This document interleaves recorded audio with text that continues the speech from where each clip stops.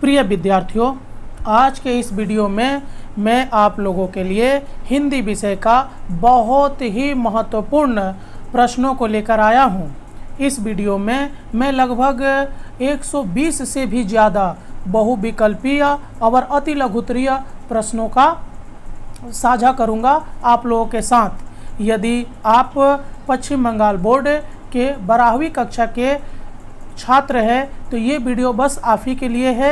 ये सभी प्रश्न आप लोगों को 2024 एग्ज़ाम यानी बोर्ड एग्ज़ाम के लिए बहुत ही महत्वपूर्ण है। आप सभी जानते हैं कि आपका जो एग्ज़ाम होता है उसमें बहुविकल्पीय और अति लघुत्तरीय प्रश्न लगभग 40 नंबर का पूछा जाता है। तो मैं चैप्टर वाइज यानी पार्ट वाइज वीडियो बना रहा हूं। यदि आप इसके पहले का वीडियो नहीं देखे हैं तो हमारे चैनल के प्लेलिस्ट में जाकर देखिए, जिसका नाम लिखा हुआ है हिंदी क्लास 12 सजेशन 2024। मैं उसमें पहले ही नशा, कलाकार की व्यक्तिगत ईमानदारी, कुटज, इसके ऊपर वीडियो अपलोड कर चुका हूं। और आज के इस वीडियो में मैं मलबे का मालिक, जिसके लेखक है मोहन राकेश, के पाठ को लेकर आया हूं। तो चलिए हम लोग वीडियो को जल्द से जल्द शुरू करते हैं। पहला प्रश्न है, गनी मियाँ लाहौर से अमृतसर कितने वर्ष बाद आए थे? ये जहां पर आप देख रहे हैं ना, ये जो टिक आउट किया हुआ है ये सब आंसर होगा। तो एक कॉम में टिक आउट किया हुआ है 7.5 वर्ष बाद। चलिए देखते हैं आगे जल्दी जल्दी। 120 से भी ज़्यादा प्रश्न होंगे इस वीडियो में। आप इसको अपने कॉपी पे उतार लीजिएगा और इसे अच्छे से समझिएगा, याद कीजिएगा। ये सभी प्रश्न आपके लिए बहुत ही महत्वपूर्ण है। गनी मियाँ कहाँ से किस शहर आए थे? तो लाहौर से अमृतसर। अमृतसर आने का बहाना क्या था? तो हॉकी मैच देखना। सुखी भटियारिन के भट्टी के पास क्या खुल गया? तो पान की दुकान। बहुत दिनों बाद अमृतसर की गलियों में क्या दिख रहा है? तो क्या दिख रहा है आप देख लीजिए। तुर्रेदार पगड़िया और लाल कुर्ती टोपी। हकीम आसिफ अली की दुकान दुकान पर अब किसने कब्जा कर लिया है? तो मोची ने। लाहौर से आए लोगों से बात कर लोगों को खुशी होती थी। बांसा बाजार अब कैसा बाजार हो गया है? तो ये अब हो गया है आपका, देखिए इसमें किसी भी जो यहाँ पे विकल्प दिया गया है उसमें टिक आउट नहीं है। तो चलिए इसको बाद में देख लेते हैं। बांसा बाजार में मुख्यतः क्या बिकता है? तो बांस और तहसीरें। बांसा बाजार की दुकानें कैसे नष्ट हो गई है? तो आगजनी से। बांसा बाजार में जगह जगह क्या दिख रही थी? तो मलबे के ढेर। आगजनी के दिन बांसा बाजार के ज़्यादा लोग ये आपका शहीद हो गए। उस दिन उस वीरान बाजार में कौन आया था? तो एक दुबला पतला बूढ़ा मुसलमान। गनी में एक तरफ कुछ बच्चे गली में क्या कर रहे हैं? तो कीड़ी कीड़ी खेल रहे थे। गली में कुछ स्त्रियां एक दूसरे को गालियां दे रही थी। सब कुछ बदल गया अमृतसर में, नहीं बदला तो बोलिया। बूढ़े मुसलमान ने सुनसान गली में आए बच्चे से क्या कहा? तो इधर आओ बेटे, तुझे चिल्ली देंगे। गली की एक लड़की ने बच्चे को पकड़ते हुए कहा, वह मुसलमान तुझे पकड़कर ले जाएगा। बूढ़े मुसलमान ने बच्चे को देने वाले पैसे का क्या किया? तो वापस अपनी जेब में रख लिया। गली के सामने जहां पहले ऊंचे तहसीर रखे रहते थे वहां पर अब 3 मंजिला मकान खड़ा है। बिजली के खंभे के पास धूप सेकते हुए बूढ़े मुसलमान के मुंह से निकला, या मालिक। एक युवक क्या घुमाता हुआ गली की तरफ आया? तो चाबियों के गुच्छे को।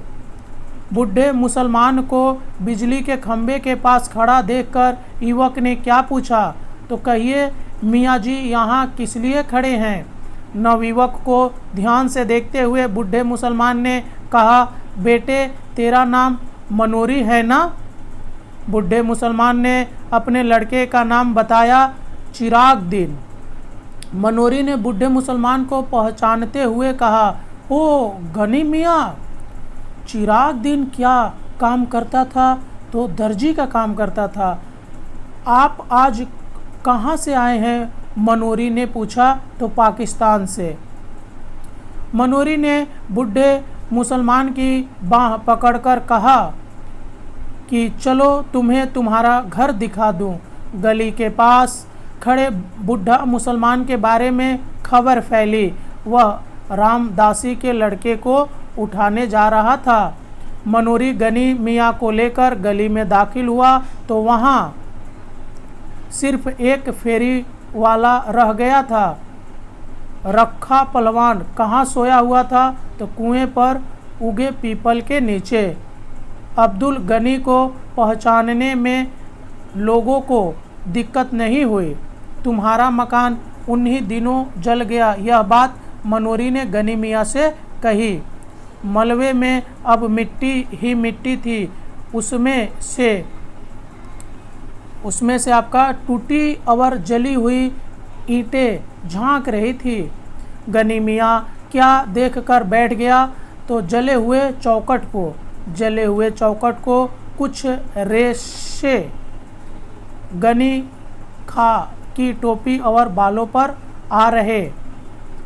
रखे पहलवान ने जब चिराग को गली में बुलाया तो चिराग ऊपर के कमरे में खाना खा रहा था। चिराग और उसके पूरे परिवार का कत्ल किसने किया था? तो रखा पहलवान ने। जुवैदा, किस्वर और सुल्तान गली में पहुंची तब तक चिराग पाकिस्तान मिल चुका था। गनी मियाँ के मकान को किसके आग के हवाले कर दिया गया? तो न जाने किसने किया था, ये पता नहीं। जले मकान को देखकर रखा पहलवान ने कसम खाई थी। क्या कसम खाई थी देख लीजिए यहाँ पर। तो इस ऑप्शन में भी कहीं पर दाग नहीं दिख रहा है, टिक आउट नहीं दिख रहा है। तो चलिए आप लोग इस प्रश्न का उत्तर कमेंट करके बताइएगा। गनी खां के बच्चों की लाशें कहाँ मिली? तो नहर में। रखा ने चिराग और उसके परिवार की हत्या की क्यों किया था? तो अच्छे से इन लोगों का झगड़ा हुआ था। नहीं माफ़ कीजिए, ये गनी खां के मकान को लेना चाहता था, ये सही होगा, घ नंबर ऑप्शन।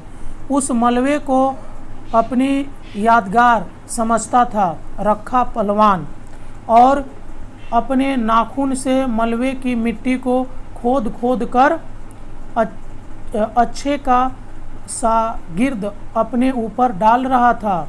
गनी अपने मलबे पर बैठा है, यह बात किसने किससे कही थी? तो लच्छे पहलवान ने रखे से।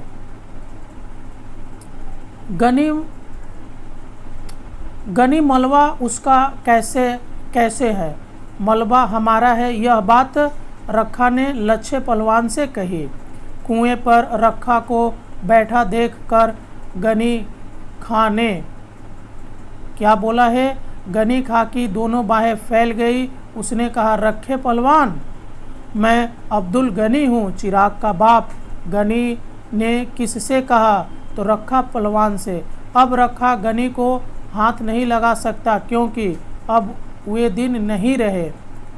तू बता रखे, यह सब हुआ किस तरह से? यह कथन गनी खां का है। गनी खां ने रखे के कंधे पर हाथ रखकर कहा, खुदा नेक को नेकी और बद की बदी माफ़ करे। रखा पहलवान दुकान के तख्ते पर बैठकर क्या कर रहा था? तो लच्छे को वैष्णो देवी की यात्रा का वर्णन सुना रहा था। इस घटना के दिन गली सुनसान क्यों थी? तो क्योंकि लोग उस दिन बहुत उदास हो गए थे। मलबे की ढेर पर बैठ गुर्रा रहा था एक कुत्ता। यह कहानी किस पृष्ठभूमि पर रखी गई है? तो भारत पाक विभाजन। निम्नलिखित में से कौन कहानी देश विभाजन की पृष्ठभूमि पर लिखी गई है? तो सिक्का बदल गया। कितने साल के बाद वे लोग लाहौर से अमृतसर आए थे? तो 7 साल बाद। सब कुछ बदल गया मगर बोलियां नहीं बदली। यह पंक्ति किस लेखक की है? तो मोहन राकेश की। गनी और चिराग का आपस में क्या संबंध है? तो माता और पुत्र का। मलबे का मालिक कहानी में लोग लाहौर से कितने साल बाद आए थे? तो 7.5 साल बाद। गनी और चिराग का आपस में क्या संबंध था? तो पिता पुत्र का। अब चलिए देख लेते हैं अति लघुत्तरीय प्रश्न। 7.5 वर्ष बाद लोगों के अमृतसर आने का क्या कारण था? तो 7.5 वर्ष बाद लोग लाहौर से अमृतसर आए थे उन बाजारों और घरों को देखने के लिए जो दंगे में नष्ट हो गए थे। यह किस पृष्ठभूमि पर लिखी कहानी है? तो यह देश के विभाजन की पृष्ठभूमि पर लिखी कहानी है। ये बाजार और घर उनके लिए पराये क्यों हो गए थे? तो ये बाजार और घर उनके लिए पराये हो गए थे क्योंकि वे लोग अब पाकिस्तान में चले गए थे। तंग बाजारों से गुजरते लोग किसकी याद दिला रहे थे? तो तंग बाजारों से गुजरते लोग पुरानी चीज़ों की याद दिला रहे थे। सुखी भटियारिन की भट्टी की जगह पर अब क्या है? तो सुखी भटियारिन की भट्टी की जगह पर अब पान की दुकान खुल गई है। बहुत दिनों के बाद बाजार में क्या दिख रहा था? तो बहुत दिनों के बाद बाजार में तुर्रेदार पगड़ियाँ और लाल कुर्ती टोपियाँ नजर आ रही थी। लाहौर से आए मुसलमानों में अधिक संख्या में कैसे लोग थे? तो लाहौर से आए अधिकांश मुसलमानों में ऐसे लोग थे जिन्हें विभाजन के समय अमृतसर से जाना पड़ा था। जहां हकीम आसिफ अली की दुकान थी अब वहां पर क्या है? जहां हकीम आसिफ अली की दुकान थी अब वहां पर एक मोची ने कब्जा कर लिया था। लोगों के मन में हैरानी क्यों भर जाती है? विभाजन के 7 वर्ष बाद आए परिवर्तन को देखकर लोगों को हैरानी होती थी। मुसलमानों को अमृतसर में देखकर लोग रास्ते से क्यों हट जाते हैं? तो मुसलमानों को अमृतसर में देखकर लोग आशंकित होकर रास्ते से हट जाते हैं। लाहौर से आए लोगों से अक्सर लोग किसके बारे में पूछते हैं? तो लाहौर से आए लोगों से लोग अक्सर अनारकली और शाहलबी गेट, कृष्णनगर आदि के बारे में पूछते थे। क्या देखकर लोग कहते हैं कि लाहौर एक शहर नहीं हजारों लोगों का सगा संबंधी है?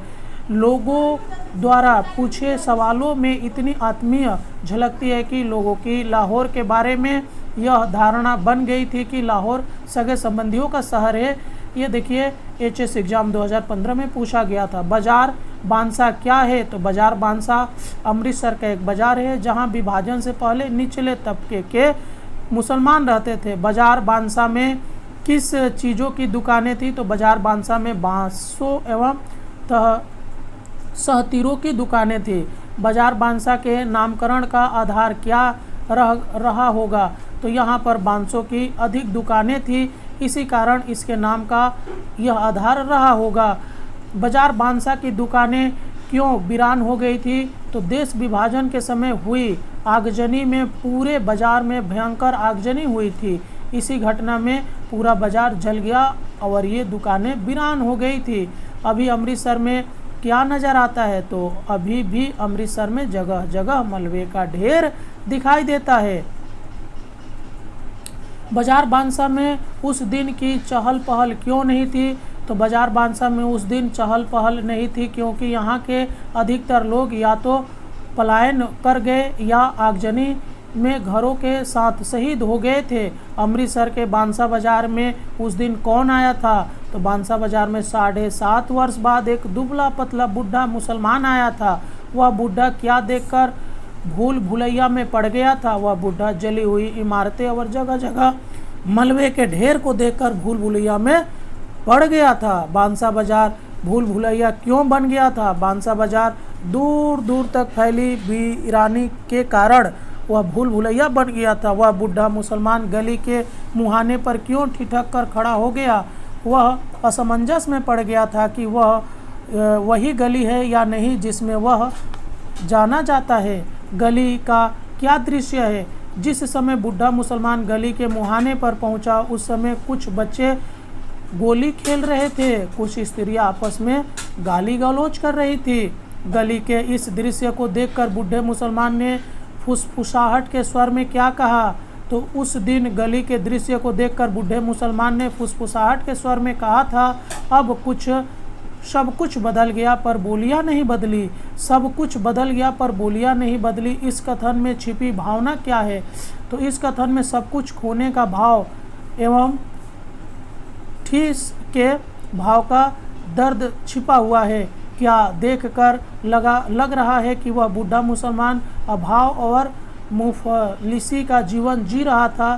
तो उस बूढ़े मुसलमान के चेहरे और पे बंद लगी शेरवानी और पैजामे को देखकर ऐसा लगता है कि वह अभाव और मुफलिसी का जीवन जी रहा है। गली में रोते हुए बच्चे को देखकर उस बूढ़े व्यक्ति ने क्या कहा?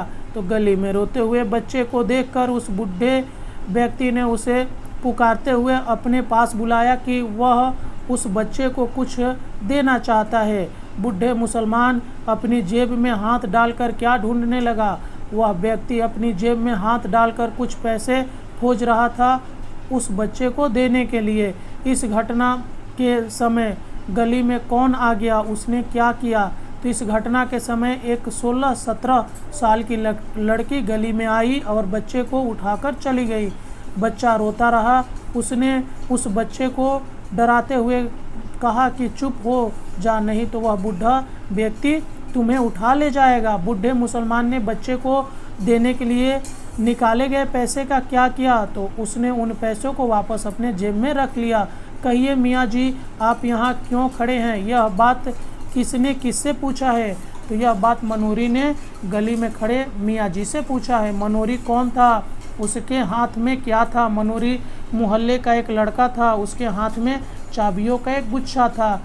मियाँ जी का क्या नाम था? उनके बच्चे का नाम क्या था? तो मियाँ जी का नाम गनी खां था। उनका लड़का चिराग दीन था। उनकी पतोहू और बच्चों के नाम क्रमशः जुवैदा, किश्वर और सुल्ताना था। गनी खां क्या ढूंढ रहा था? तो गनी खां अपने बच्चों और मकान को ढूंढ रहा था। गनी खां कितने वर्ष पहले पाकिस्तान चला गया? तो गनी खां 7.5 साल पहले पाकिस्तान चला गया था। रखा कौन था? तो रखा एक पहलवान था जिसने गनी के हिंदुस्तान में बसे परिवार को मार डाला था। यह घटना अमृतसर के बाजार बांसा की थी। गली में क्या खबर फैल गई थी? तो गली में यह खबर फैल गई कि गली के बाहर एक मुसलमान खड़ा है जो रामदासी के लड़के को उठाने जा रहा था। मनोरी ने गनी मियाँ को क्या दिखाया? मनोरी ने गनी को उसका मकान दिखाया जो जल गया था और मलबे के ढेर में बदल गया था। गनी मियाँ के घर को किसने जलाया था? तो गनी मियाँ के घर को दंगाइयों ने जला दिया था। गनी मियाँ के जले घर के मलबे में अभी तक क्या दिख रहा था? तो गनी मियाँ के जले घर के मलबे में अभी तक टूटी जली हुई ईंटें, एक जले हुए दरवाजे की चौखट, जली हुई अलमारियों के अवशेष दिख रहे थे।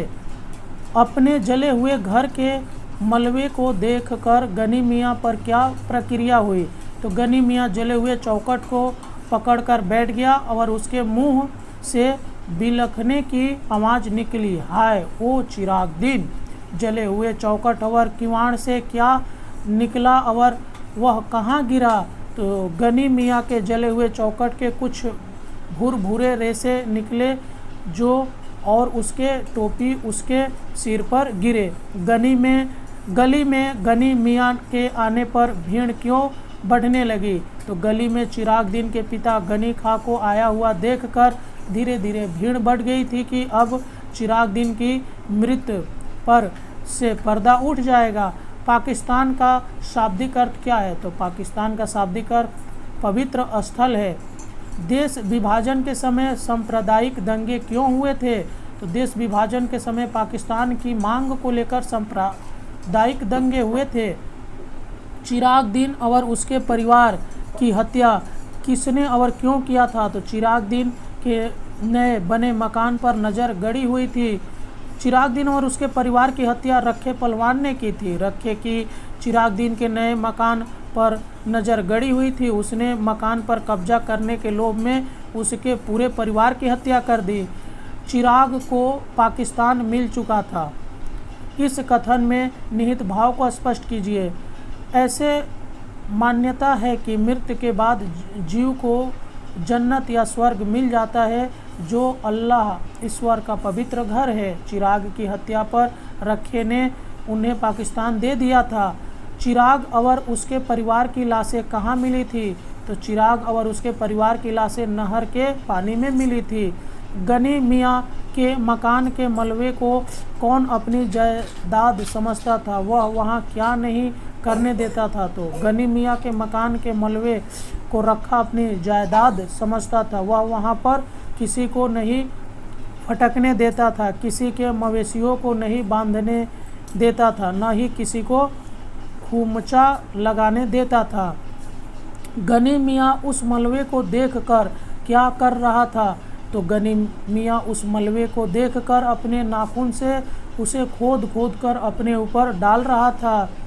वह जले दरवाजे को अपने बाहों में भरकर रो रहा था, बिलख रहा था।